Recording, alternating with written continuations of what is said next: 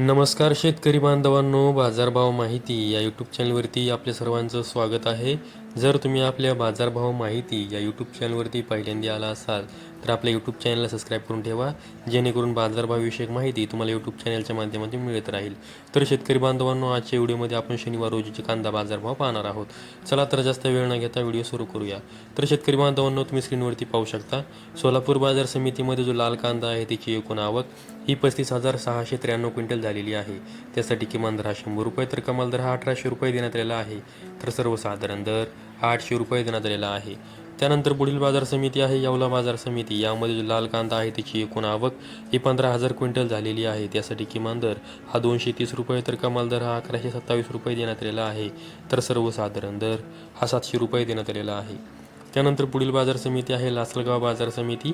त्यामध्ये जो लाल कांदा आहे त्याची एकूण आवक ही 13,828 क्विंटल झालेली आहे. त्यासाठी किमान दर हा 400 रुपये तर कमाल दर हा 1,350 रुपये देण्यात आलेला आहे. तर सर्वसाधारण दर हा 925 रुपये देण्यात आलेला आहे.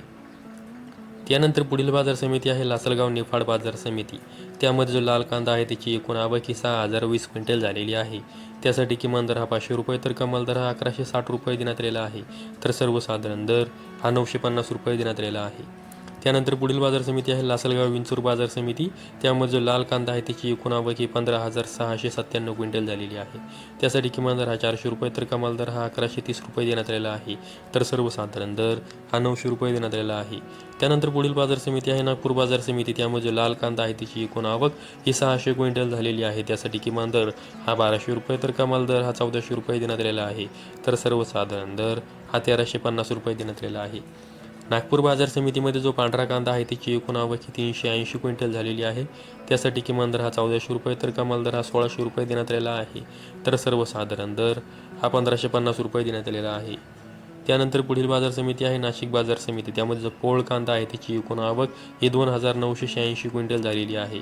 त्यासाठी किमान दर हा 350 रुपये तर कमाल दर हा 1,351 रुपये देण्यात आलेला आहे. तर सर्वसाधारण दर हा 850 रुपये देण्यात आलेला आहे.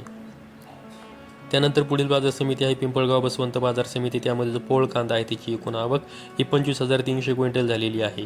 त्यासाठी किमान दर हा 300 रुपये तर कमाल दर हा 1,579 रुपये देण्यात आलेला आहे. तर सर्वसाधारण दर हा 900 रुपये देण्यात आलेला आहे.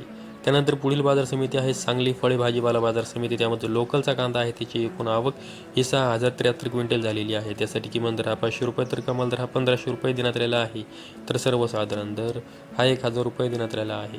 त्यानंतर पुढील बाजार समिती आहे नेवासा घोडेगाव बाजार समिती. त्यामध्ये लाल कांदा आहे त्याची एकूण आवक ही 4,276 क्विंटल झालेली आहे. त्यासाठी किमान दर हा 300 रुपये तर कमाल दर हा 1,200 रुपये देण्यात आलेला आहे. तर सर्वसाधारण दर हा 800 रुपये देण्यात आलेला आहे.